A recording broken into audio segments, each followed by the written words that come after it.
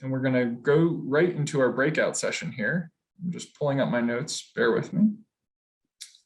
So please remember to all individuals to use the chat function and Q&A to ask questions. I know many of you have already done that, and some of our speakers have responded. And then we are going to do some audience response questions similar to the initial panel. So please participate in those. And then lastly, not pictured here, but the person responsible for organizing and developing the session, Dr. Amanda Wieland, is here to join us. So she will also be participating in today's panel. So I'd actually like to start with an audience response question. And this relates to Dr. Lane's talk on NASH. You are seeing a patient in your clinic for hepatic steatosis that was noted incidentally on imaging. What would you do next? A, tell the patient not to worry about it. B, obtain a focused history and exam for the laboratory testing and calculate a FIB-4 and NAFLD fibrosis score. Order a liver biopsy or order an MR elastography. So I'd like to give our attendees a minute or two to respond. And maybe Dr. Wieland, if I could direct a question at you relative to NASH. Dr. Lane gave an excellent talk on how to kind of manage these patients with what we have available now. Can you give us a glimpse of what the future holds and what clinical trials may be available to our patients now? Yeah, thanks, Mike. I just want to say what an amazing job all of our speakers did. Thank you guys so much. It's as Dr. Lane, very nicely outlined, really the focus on those metabolic risks and that weight loss and those things are really the key.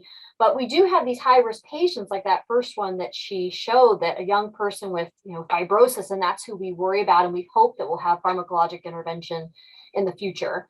I will say, seeing these trials come through and getting information on, what's upcoming, it's hard to say what's going to be in the future. There's so many different mechanisms and there's whole talks you can give just on that. There's a lot of excitement with the, the agents that show weight loss and improvement, these other metabolic risk factors. I know semaglutide and these new agents are very promising. And so we're excited about those.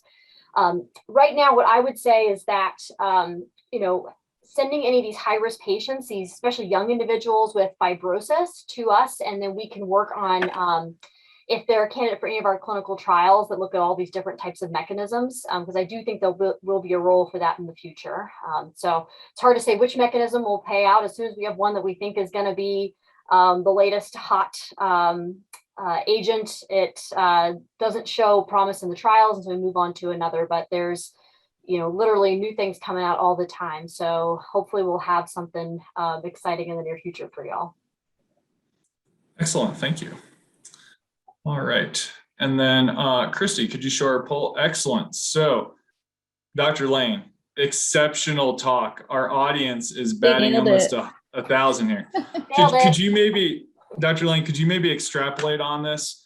And then one thing to piggyback on Dr. Wieland, maybe you mentioned bariatric surgery, but maybe comment a little bit more on the role of bariatric surgery and when that's something we consider for our patients. Yeah, for sure. So going over this question first, I think the audience nailed it. So good job. So it's really important when you're first seeing these patients, especially if they're just incidentally sent for fatty liver noted on imaging, we just need to risk stratify them. So just talking to them, getting a good history, getting some labs to see if they have surrogate markers of inflammation or portal hypertension or chronic liver disease, excluding other things like chronic viral hepatitis, and then risk stratifying them with lab-based scores, so the FIB-4 and NAFLD fibrosis score like we talked about, and then we could even consider a fibro scan. So I think that's a good place to start. Obviously, we don't want to tell them not to worry about fatty liver disease like we discussed. Some of them will go on to develop chronic liver disease and then the other risk factors associated with it, so cardiovascular disease, malignancy. I wouldn't jump right to an MR elastography or a liver biopsy. That would be more later stage, depending on the clinical picture like we talked about. So I think you guys nailed it, just initially knowing how to risk stratify these patients. So bariatric surgery is a really good question. So I know Dr. Whelan and I are pretty close in how we practice and as a group. And I think in carefully selected, well-selected patients, bariatric surgery could be a good option if they have other indications for bariatric surgery, like obesity and then their metabolic comorbidities.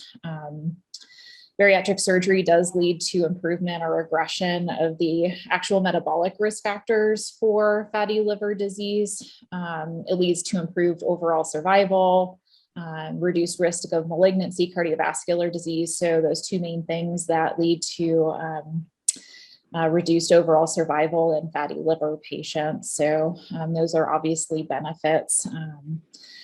So I think, in looking at these patients, if they're well selected, if they're at a good program who feel comfortable managing these patients, and then of course, if they have advanced fibrosis and then cirrhosis, definitely want to see a transplant hepatologist to help risk stratify them and then get testing just to make sure they're not at high risk for having clinical biochemical decompensation with surgery or dying with bariatric surgery as well. So I think in really well-selected patients, it's an option, but obviously want them to see a specialist to help determine that. Excellent.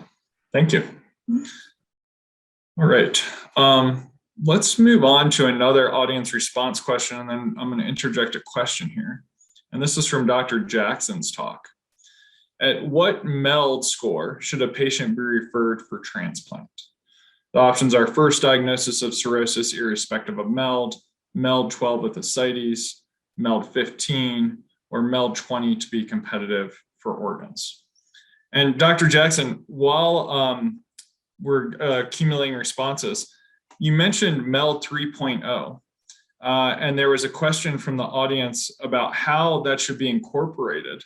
And I guess I would piggyback on that, noting that sodium took effectively a decade to incorporate once its efficacy was approved. How do we do that if it's not part of our allocation algorithm? Sure. First, I just want to say I didn't know it was single choice only for questions. I thought we were allowed to have multiple answers that were correct. So sorry about that.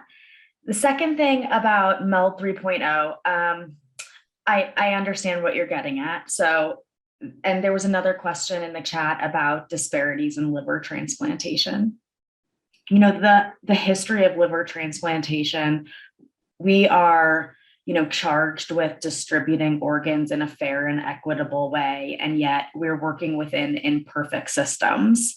And some of that might be due to geography. Some of that might be because we're not able to perfectly estimate mortality risk in our end-stage liver patients, depending on their etiology or their gender or their muscle mass.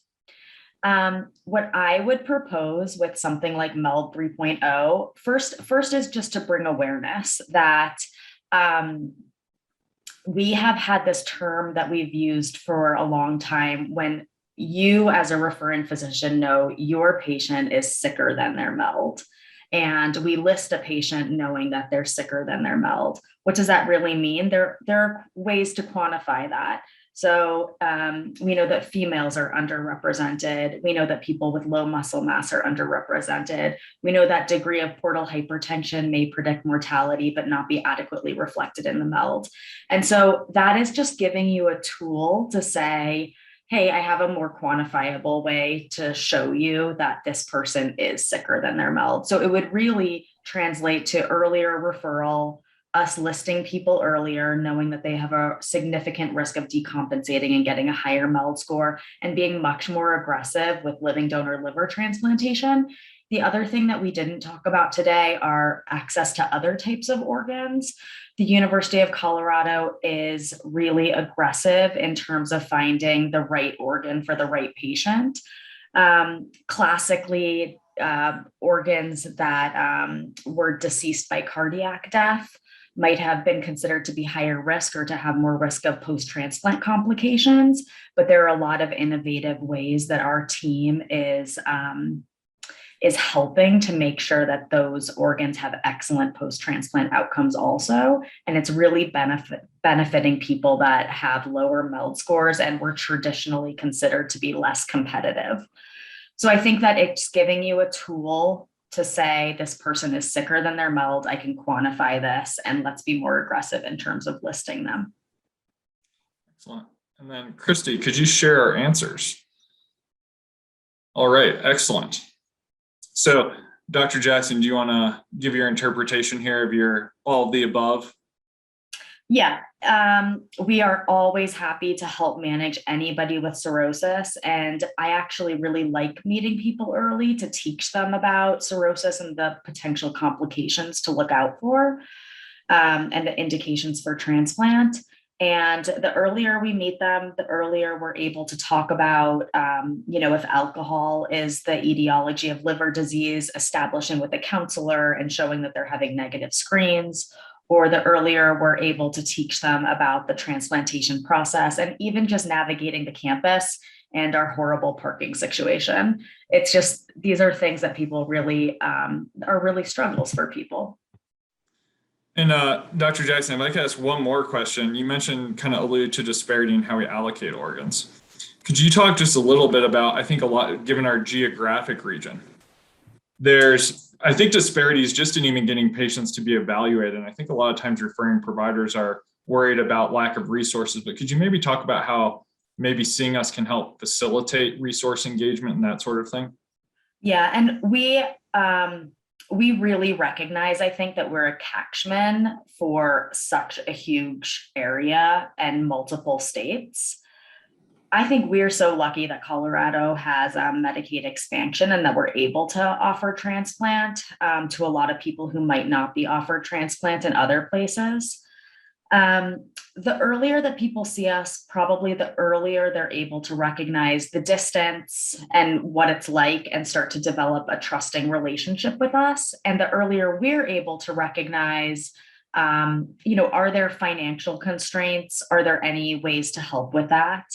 The earlier that we're all kind of able to recognize any problems with their insurance and, how to navigate, just restrictions where perhaps New Mexico insurance sometimes won't let us perform procedures here. And so we have to find somebody more local. So I think we can just really develop a trusting relationship and a commitment to each other earlier on.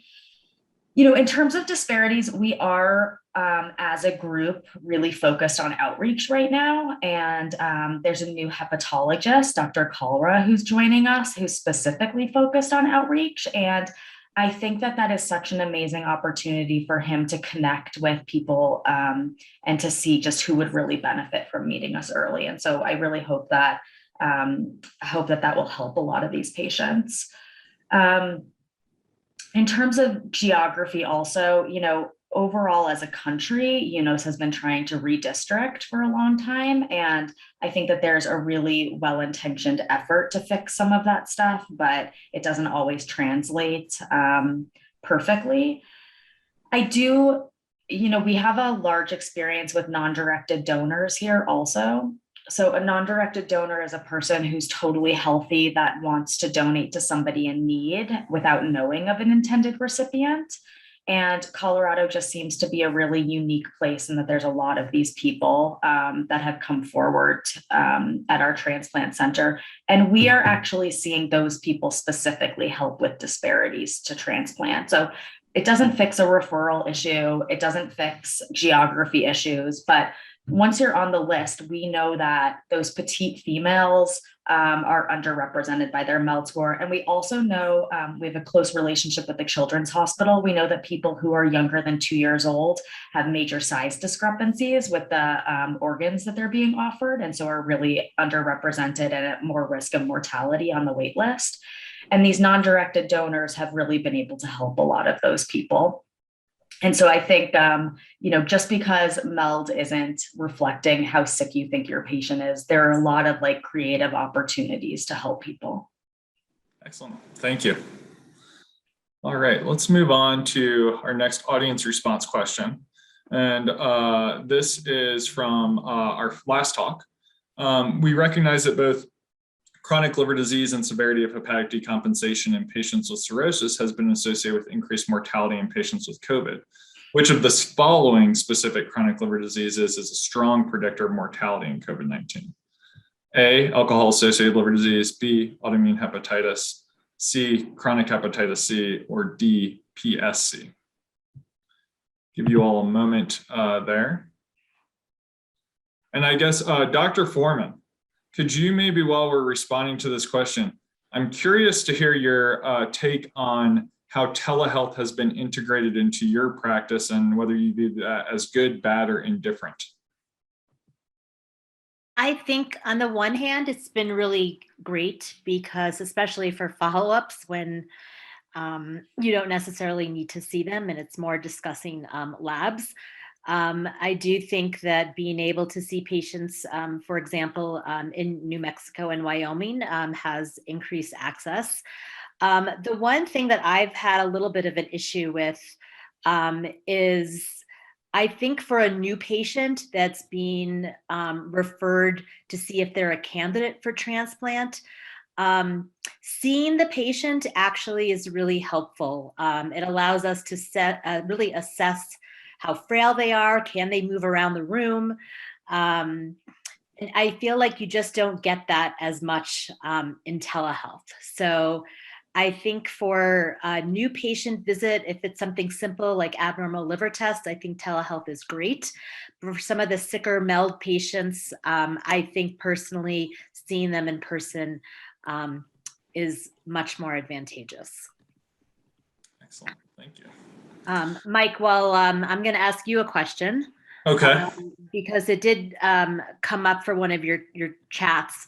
Can you just describe our approach in general for someone who is on immunosuppression and is sick with COVID? What is your approach to immunosuppression management?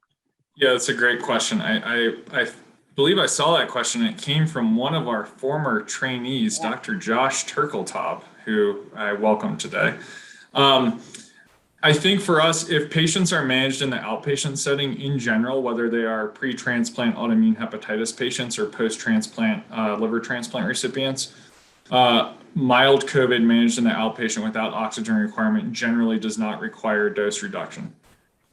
I think once our patients are admitted, if they have moderate to severe COVID, then we are first dose reducing their antimetabolites. So either their mycophenolic acid, whether that be Cellcept or Myfortic, or azathioprine, understanding the half-life of azathioprine may be quite prolonged and that may have less benefit. I think it's a hard decision on whether or not to do that because you don't want to, for instance, an autoimmune hepatitis patient stop Cellcept, have them flare, and then have to give them even more immunosuppression. But I do think careful monitoring and modest incremental dose reductions probably do provide benefit. The other point that I would make that I didn't discuss in my talk is, or directly, is that with the frequency of abnormal liver enzyme elevations, it's important not to reflexively act. So in that autoimmune hepatitis patient who hasn't had a change in their meds but comes in with an AST ALT of 100 with COVID, do nothing. That's probably COVID. In fact, if they had severe COVID, that patient, I might even consider reducing their immunosuppression. And in most instances now, you're going to buy yourself some time since they're going to be on dexamethasone regardless. So I think that's actually maybe the most important take home is not to act when we see these labs, which I think we've now grown accustomed to. All right, well, it looks like our poll responses are in. And the majority of you did identify that alcohol-associated liver disease is the one chronic liver disease listed here for which there's a clear increased mortality. There is some data that NAFLD may also be, so they're not from our two largest registry trials. Okay, so for the sake of time, I'm going to skip our final audience response question. I do want to thank our panelists and speakers today. Those were all outstanding talks. I personally learned a lot from them and appreciate the time and effort that you placed. I would also like to take a moment to thank our sponsors. Rocky Mountain Highlights 2021 and its free registration would not be possible without the generous support of them. And we'd specifically like to thank AbbVie Incorporated GI Care, AbbVie Incorporated Virology, Boston Scientific, Cook Medical, Dova Pharmaceuticals, Irby USA, Interscope Incorporated, Medtronic, Olympus, Ovesco Endoscopy USA, Takeda Pharmaceuticals, and Steris Endoscopy. I'd like to encourage you to please visit our sponsors during the upcoming lunch break. That's in the virtual exhibit hall, which Christy Click has put in the chat, and I could ask her to do so again now if she hasn't already. That's also available in your email. And just to remind you, as Dr. Patel had mentioned, if you visit 4 or more virtual booths with our sponsors, you'll be eligible to win one of 10 $100 digital gift cards. And you can enter that virtual booth by clicking the lunch virtual exhibitor booth dropdown in the upper right corner and visiting the links on the lunch with the virtual exhibitors page. To be eligible to win, you will need to enter your name and email address on the exhibit hall page, and this information will not be shared with anyone and will only be used to draw our gift card winners. Winners will be announced at the end of the conference, and winners must be present to win, so please stay till the conclusion of our program. Otherwise, enjoy your time off for lunch, and please return for the start of session 3 at 12:30 p.m. sharp, where we will start an exciting session on updates in therapeutic endoscopy. Thanks, everyone.